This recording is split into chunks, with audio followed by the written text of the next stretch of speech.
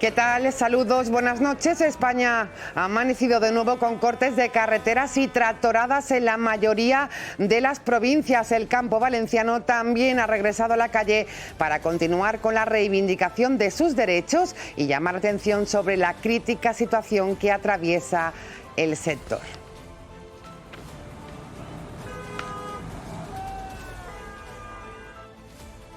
¿Qué tal? Buenas noches. ¿Qué piden los agricultores? ¿Qué está diciendo el Gobierno central?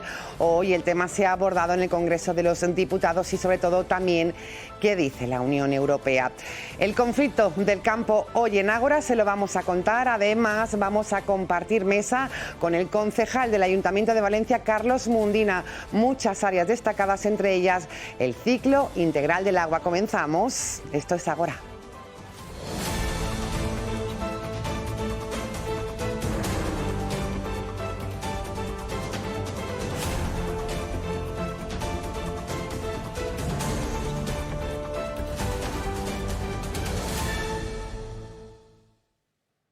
Es el conflicto del campo. El campo valenciano, como les decíamos, regresaba hoy a las calles para continuar con la reivindicación de sus derechos. Un tema que se ha abordado en el Congreso de los Diputados. Vamos a escuchar las declaraciones del presidente del Gobierno, Pedro Sánchez. Este Gobierno está con el campo, señoría. Y lo está no solamente de palabras, sino también con los hechos. No solamente las reuniones que ha mantenido el ministro de Agricultura, Pesca y Alimentación, sino también las políticas que hemos ido desplegando durante estos últimos 5 años y particularmente estos últimos 2 años. Año 2022, 4.000 millones de euros para el sector primario. Sí, 1.380 millones de euros en ayudas directas, señora Abascal. 2.800 millones de euros para la modernización del regadío en España.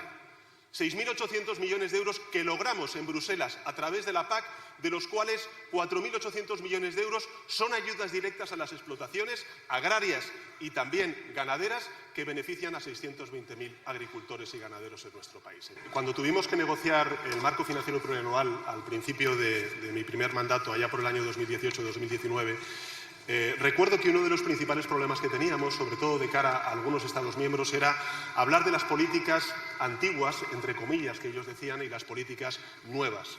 Y entre las políticas antiguas hablaban de la PAC, que es la primera política común que hemos tenido a nivel europeo. Bueno, luego vino la pandemia y se dieron cuenta todos estos países de la importancia de hablar de la soberanía alimentaria, de la PAC y, en consecuencia, de la importancia del sector primario en nuestro continente en el nivel europeo. Eso es lo que está haciendo el Gobierno de España, señoría. Son las declaraciones del presidente del Gobierno. Vamos a analizar todo esto hoy con Juan Salvador, es el secretario general de la Asociación Valenciana de Agricultores. Señor Salvador, buenas noches. Buenas noches. Y gracias por atendernos en 7 Televalencia.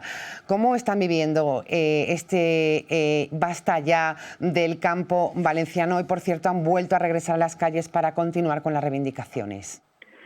Pues la verdad es que lo estamos viviendo con ilusión.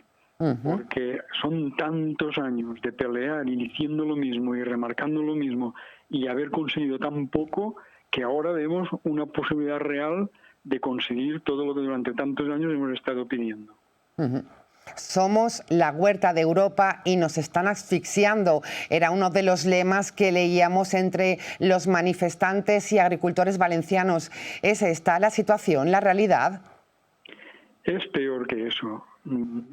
Somos la huerta de Europa, bueno, diríamos somos la despensa de Europa y nos están despreciando, más que asfixiando también, nos están despreciando.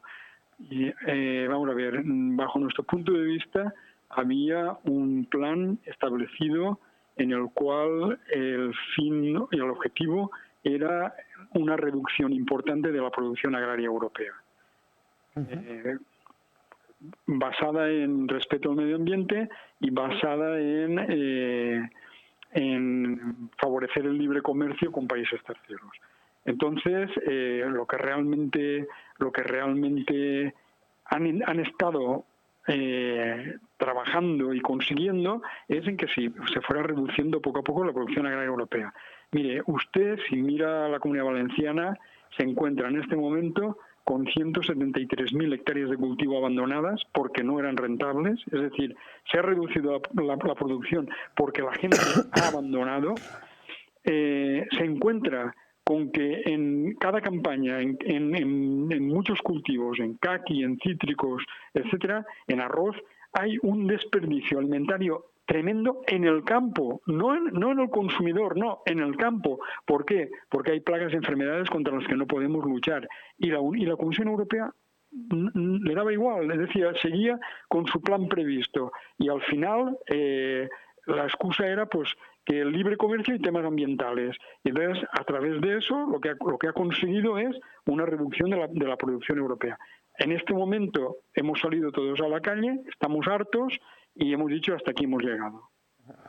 Esta es la situación entre muchas de las solicitudes, nos lo está describiendo perfectamente, exigen también una claridad en el etiquetado respecto a la procedencia de los productores de los productos y también que exponga los precios pagados en origen y el precio final, que al final es importante que el consumidor lo sepa.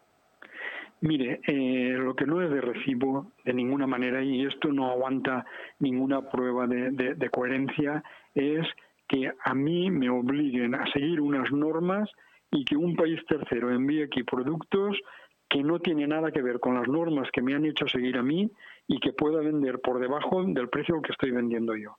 Eso no puede ser. Eso no puede ser. A partir de ahí, me parece muy bien, tiene que estar etiquetado, se tiene que saber el origen y el precio. Sería interesantísimo que en las etiquetas de los productos salieran el precio cuando sale del campo, el precio cuando entra en la distribución y el precio que le venden al consumidor. Eso sería interesantísimo. Sobre todo para que el consumidor viera qué está pasando. Totalmente. Mejorar también la ley de cadena alimentaria que, según los agricultores, actualmente no está funcionando como debería. ¿Comparte este argumento desde AVA, desde la Asociación Valenciana de Agricultores? Pues mire, yo le diré, la ley de cadena alimentaria actual es papel mojado, es un brindis al sol, porque en el momento que dice que cuando el agricultor firma un contrato asume que el precio que acepta cubre sus costes efectivos de producción, a partir de ese momento está claro que hay un abuso y que eso muchas veces no es así y que firmamos contratos cuando no tenemos más narices que firmar porque si no vamos a perder la cosecha. Entonces la ley de cadena tal como está escrita es simplemente una ley de buenas voluntades. Es un brindis al sol, no es real. O sea, no se está consiguiendo que realmente el agricultor cubre sus costes de producción. ¿Qué cree que está o qué cree cómo se está gestionando esta crisis del campo desde el Gobierno central? Pues mire, se está gestionando fatal. Se está gestionando fatal y le voy a decir por qué. Se está gestionando fatal porque durante muchísimos años hemos estado reivindicando lo mismo que estamos reivindicando ahora. Y ha tenido que salir la gente a cortar carreteras sin permisos de las delegaciones de gobierno y a hacer cosas no autorizadas para que el gobierno se diera cuenta por fin de que estamos hartos de ellos. Eso no es así. Esto no es así. Ha habido muchísimos años para darse cuenta de lo que estábamos pidiendo. Durante la pandemia hubo un reconocimiento al sector agrario como sector estratégico que había cumplido muy bien. Y lo que no puede ser es que cuando te necesito te hago caso y cuando no te necesito paso de ti y apáñatela. Eso no puede ser. Eso en cuanto al Gobierno central y en cuanto a Europa. En cuanto al Gobierno central y en cuanto a Europa. Vamos a ver. El Gobierno central siempre se escuda en que él tiene que seguir la normativa europea. Y eso es verdad. Pero lo que tenemos que preguntarnos es cómo se hace la normativa europea. Porque los gobiernos centrales de cada país, de los Estados miembros, tienen mucho que ver con lo que sucede en Bruselas. O sea, Bruselas no es algo abstracto, no es una entelequia. Bruselas al final son tres poderes. El poder del Parlamento Europeo, el poder de la Comisión Europea y el poder del Consejo de Europa. Y el Consejo de Europa tiene muchísimo poder. Son los Estados miembros, son los gobiernos de los Estados miembros, que si ellos bloquean algo, se bloquea. Y si ellos insisten en algo, normalmente lo sacan adelante, porque tienen mucha influencia dentro del Parlamento Europeo y tienen también mucha influencia dentro de la Comisión. Quiero decir que al final los gobiernos centrales de los Estados miembros se escudan en Bruselas, pero su responsabilidad también es la de Bruselas, la suya propia como gobierno central y también la de Bruselas.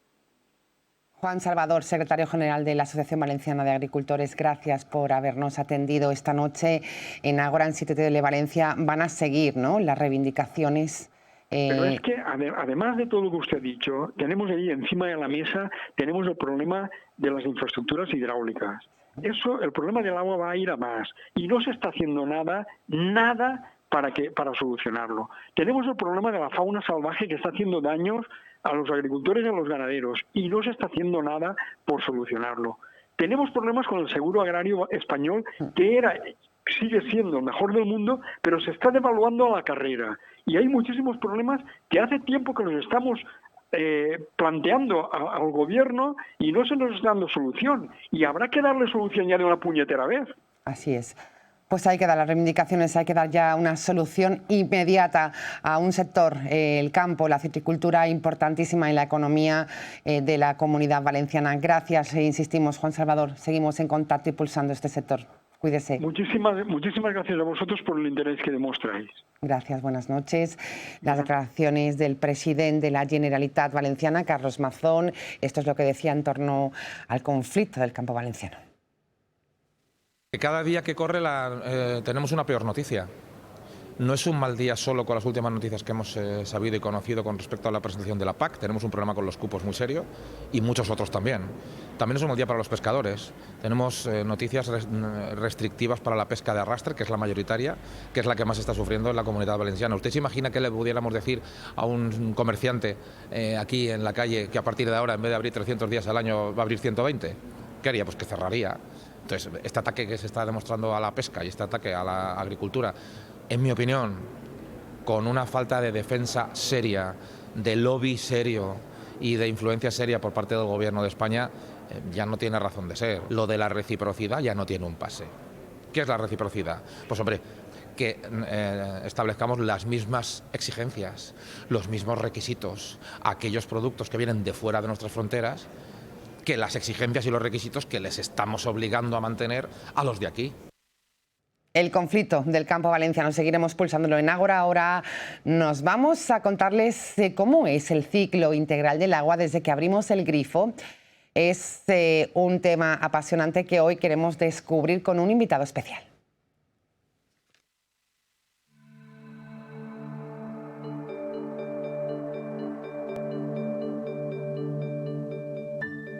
Para que un gesto tan cotidiano como girar la llave de un grifo haga brotar agua potable, es necesario todo un largo y complejo proceso que requiere muchos recursos económicos, tecnológicos y humanos.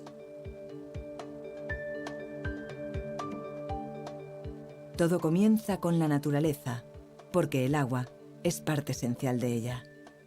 Es por esto que todo el proceso tiene que ser sostenible, respetuoso con el medio ambiente. Desde la captación hasta la distribución, las aguas están expuestas a un alto contenido de minerales, microorganismos y contaminación, por lo que requiere de un proceso muy complejo para su tratamiento. A este proceso se le denomina potabilización. El agua se toma del río y se conduce hasta el pretratamiento, donde se retienen los sólidos más pesados que caen al fondo. El siguiente paso son los decantadores, en los que se produce la decantación de los barros. Por medio de los vertederos, se extrae el agua clarificada de la parte superior y se traslada a la zona de filtración, donde pasa por gravedad a través de los filtros, que están compuestos de un lecho de arena o de carbón activo. En esta fase se retiene la materia suspendida que no quedó retenida en la etapa de decantación. La última fase de la potabilización es la desinfección, la cual se realiza con distintos métodos. El primero consiste en agregar cloro para inactivar los agentes patógenos. Finalmente, el agua pasa por filtros de luz ultravioleta que son altamente efectivos, eliminando todo tipo de microorganismos. Este sistema no presenta riesgos de manipulación y no altera ni el olor ni el sabor del agua. Durante todo el proceso de potabilización están presentes los controles de calidad. El Grupo Aguas de Valencia tiene el compromiso con sus clientes de suministrarles agua potable en las mejores condiciones. Es por ello que se realizan miles de análisis de calidad anuales en las distintas etapas del proceso de potabilización y depuración del agua. Si bien durante todo el proceso anterior, el movimiento de aguas se produce por gravedad debido a los desniveles entre las diferentes estructuras de la planta, en la etapa de suministro a las ciudades se utilizan bombas que impulsan el agua potable a través de la red de cañerías hasta los hogares de los usuarios. Todos estos procesos están gestionados desde los centros de control, donde se recogen datos en tiempo real de cada una de las estaciones remotas, de estado de los caudales y alarmas de la red e instalaciones de telemando. Todo ello permite el control de la totalidad de válvulas y bombas de la red de agua potable de la ciudad, asegurando la calidad, fiabilidad y eficacia del sistema. Esta compleja red de colectores necesita de un mantenimiento y limpieza constante de todos sus componentes para asegurar su perfecto funcionamiento. Y después de todo este complejo proceso, el agua potable llega a tu hogar preparada para su consumo. Pero nuestro trabajo no termina aquí. Una parte de nuestro compromiso con la sostenibilidad y el respeto al medio ambiente es la depuración de las aguas residuales para su posterior reutilización o devolución al ecosistema. El agua que proviene de nuestros hogares y de las industrias es conducida por el alcantarillado hasta la planta depuradora, donde se somete a diferentes tratamientos específicos. Primero pasa por unos filtros en los que quedan atrapados los residuos de mayor tamaño. Seguidamente, se eliminan las arenas, las grasas y las sustancias peligrosas que son enviadas a vertederos controlados. Después de esta fase de pretratamiento, el agua entra en los decantadores primarios, donde se sedimenta el fango y sale sin partículas en suspensión. El agua ya decantada se traslada a las cubas de aireación. Aquí, un conjunto de diferentes microorganismos, ayudados por la oxigenación del agua, se encargarán de eliminar la materia orgánica disuelta en ella. En todo momento sometemos el proceso de depuración a estrictos seguimientos y análisis de control que garantizan el correcto funcionamiento de las diferentes fases de la depuración, para asegurar así la calidad del agua obtenida. Desde las cubas de aireación, el agua, junto con los lodos y las bacterias, pasa a los decantadores secundarios, en los que se vuelve a separar el fango y el agua. Finalmente, el agua sufre un nuevo proceso, al que se le llama tratamiento terciario o de desinfección. Por medio del cloro y la exposición a la luz ultravioleta, se elimina cualquier presencia de virus y gérmenes, cumpliendo la normativa vigente en función del uso que este agua vaya a tener. De modo que el agua depurada ya está preparada para su reutilización en regadíos o su devolución al ecosistema. Nuestro compromiso con el medio ambiente nos lleva a ser muy eficaces en el consumo energético. Por eso, una gran parte de la energía usada en la planta proviene del biogás extraído de los lodos, los cuales también son sometidos a un tratamiento que los convertirá en combustible o en abono y compostaje destinado a la agricultura.